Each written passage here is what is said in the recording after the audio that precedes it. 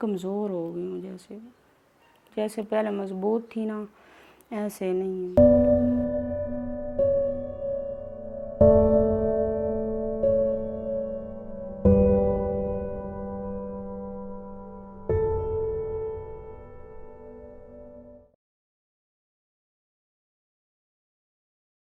मेरे मियाँ की डेथ हुई थी, कत्ल हुए थे वो। बिलादरी में ही कोई मसला था उनके अपनी, उधर ही उन्होंने ही कुछ किया और हमारे ऊपर ये डाल दिया मेरे ससुराल वालों ने कि ये बीवी जो है इसने मशवरा दिया है और सास ससुर जो है इसने भी मशवरा दिया है, और 2 लोग हैं, एक भाई है और एक फूफू का बेटा है, उन्होंने भी मिल के मारा है। उधर फिर हमारी तफ्तीश पैसे दे के इन्होंने करवाई। इन्होंने कहा कि तुम मानो कि हमने मारा है। हमारा केस जो है इन्होंने किसी ने भी नहीं आगे किया, इन्होंने दब दिया और हमें सज़ा 25-25 साल दे दी। अम्मी को बरी किया और 4 लोगों को 25-25 साल सज़ा दे दी। और 7 साल के बाद मेरे अब्बू जो है ना, उसको दिल का दौरा पड़ा, वो फौत हो गए अंदर जेल में ही। भाई जो है उसको अंदर टीबी हो गई, वो नशे पे लग गया। और मेरे साथ इधर मार कुटाई भी होती थी और काम भी करवाते थे। ये ऊपर से आर्डर आया था कि मुशक्कत बंद हो गई है, तो इधर ये ज़बरदस्ती अपने घर के काम करवाती होती थी। अपने बच्चों के कपड़े, मियाँ के कपड़े सब भी इधर ही वो कहती थी धो और इस्त्री करो। तो सारी औरतें फिर मजबूर होती थी, मार भी खाती थी और काम भी करती थी। और जो बेचारी प्रेग्नेंट होती थी उनके साथ भी ऐसे ही करते थे। और कोई बीमार हो जाए तो डॉक्टर भी नहीं रेस्ट देती थी। डॉक्टर रेस्ट दे तो फिर उनकी रेस्ट होती थी, वरना नहीं।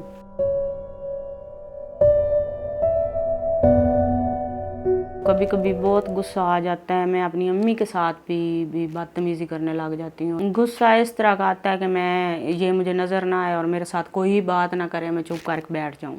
तो पछतावा भी बहुत होता है बाद में, लेकिन पता नहीं चलता कि गुस्सा बहुत आ जाता है। मेरा तो सिस्टम है, अभी भी दिमाग सेट नहीं है, जैसे कि इलाज की ज़रूरत होती है ना।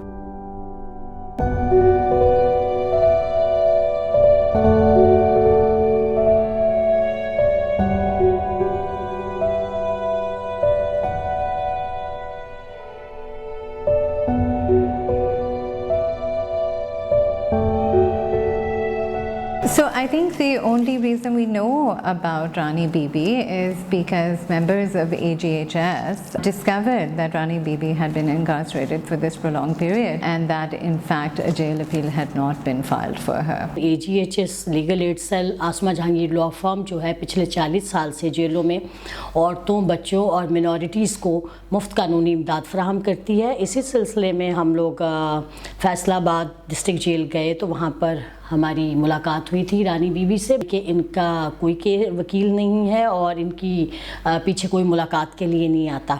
और जो इनकी जेल अपील थी उसके ऊपर इसका नाम तो लिखा हुआ था लेकिन इनका थंब इम्प्रेशन नहीं था, जिस वजह से उनके तरफ किसी की तवज्जो ना गई। जब इनकी जेल अपील लगी भी तो इनका नाम नहीं पुकारा गया, ना ही किसी ने इस चीज़ को नोट किया कि इस नाम की कोई खातून जेल में है और वो सज़ा भुगत रही है। So they took up the case and filed the appeal which led to the overturning of her conviction in 2017. इस सारे मामले में एक चीज़ देखने वाली है कि रानी बीबी किस तरह इग्नोर की गई हमारे सिस्टम के हाथों।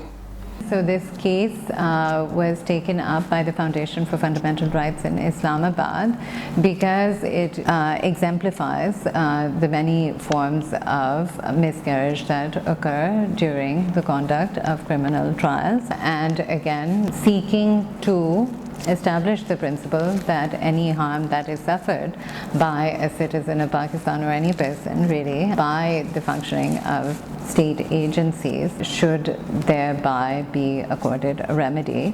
ऐसे है जी कि अगर कोई फॉल्स एफआईआर किसी इंडिविजुअल के ऊपर रजिस्टर्ड होती है तो और बाद में लेटर ऑन वो कोर्ट से बंदा इनोसेंट डिक्लेयर हो जाता है और वो क्विट हो जाता है, तो उसके पास क्या रेमेडीज़ हैं? बेसिकली तो ये है कि जो हमारा क्रिमिनल प्रोसीजर कोड है उसके सेक्शन 182 के तहत आप उसके ख़िलाफ़ प्रोसीडिंग कर सकते हैं। सेकंड ये है कि आपके पास सिविल रेमेडी है कि आप प्राइवेट इंडिविजुअल के ख़िलाफ़ जो है वो सिविल सूट में जाके तो डैमेजेस क्लेम कर सकते हैं। बाकी ये अभी रिसेंट सुप्रीम कोर्ट की जजमेंट आई है, उसमें उन्होंने कहा था कि अगर कोई बंदा फॉल्स एविडेंस देता है और उस फॉल्स एविडेंस की बुनियाद पे किसी इंसान को सज़ा होती है और लेटर ऑन वो हाई कोर्ट या सुप्रीम कोर्ट से वो एक्विट हो जाता है, तो फिर आप उस कंप्लेनेंट के ख़िलाफ़ जो है वो प्रोसीडिंग करेंगे, लाइक मतलब उसको पनिशमेंट देते हैं या जो भी उसका है वो कर सकेंगे। इस तरह की बहुत सारी औरतें जो जेलों में बैठी हुई हैं, लेकिन इनके केसेस के जो फैसले हैं बहुत हद तक मुतासिर हैं पुलिस फाइल से।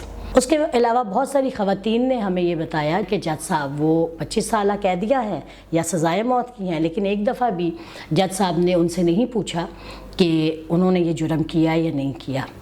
लेकिन बहुत सारी औरतों ने ये भी बताया कि हमें घर वालों ने कहा था कि घर के आदमी ना पकड़े जाएं क्योंकि वो अर्निंग हैंड हैं, वो कमाने वाले हैं, वो जेल चले जाएंगे तो छुड़वाना मुश्किल हो जाएगा। तो आप ख़वातीन हैं, हम लोग आपके पीछे होंगे, हम आपके केस की पैरवी करेंगे, हम आपको छुड़वा लेंगे। लेकिन जिस वक्त ये ख़वातीन जेल में होती हैं और ये बताती हैं कि कई सालों से इनकी मुलाकात के लिए कोई नहीं आया और इनके केस की पैरवी नहीं हो रही, जहाँ पर वो अपनी जेल में होने की वजह से परेशान हैं, वो उस चीज़ से भी परेशान होती हैं कि जो एक जेल में आने का दाग उनके माथे पे लग गया है तो बाहर की दुनिया उन पे ट्रस्ट नहीं करेगी। मैं जब की जेल से आई हूँ ना कि मुझे कोई सुख नहीं आया और ताने और मैं नहीं बाज रहे हैं और सुकून की रोटी भी नहीं मिल रही मुझे। इन गलियों में पहले भी मैं रह के गई हूँ, सही तरह पता नहीं कि कहाँ जाना कहाँ नहीं, दिमाग नहीं सही रहता, ऐसे चक्कर आ जाते हैं।